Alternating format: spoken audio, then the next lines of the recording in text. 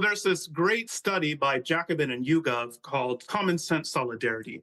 And one of the things that they find in this study is that, like, there's this presumption in a lot of circles that working class people, especially white working class people, hate LGBTQ people and minorities and all of this kind of stuff.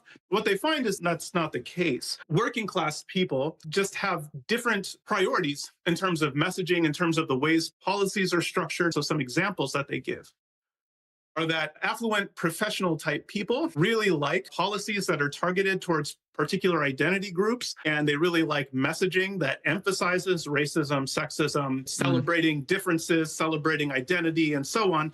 Working class people is basically the opposite. What they really prize, what really resonates well with them, is things that emphasize shared values, common goals, superordinate identities. So you're black, I'm white, we're both Americans or Christians or whatever. So superordinate identities. And they like policies that are more universalistic in their structure. So for instance, when you look at a lot of affirmative action policies that are targeted on the basis of, say, race, for a lot of working class constituents, and this is true across racial and ethnic lines, race targeted affirmative action programs, they view them as unfair. Because if the goal is to help people who are struggling and poor and trying to get by, if you only help people who are struggling and poor if they happen to be black or Hispanic, for instance, then that's the same as denying other people who are struggling, denying them help because they're white, or excluding them on the basis of their race. So a lot of working class people view a policy like that as racist or improper. And so if the goal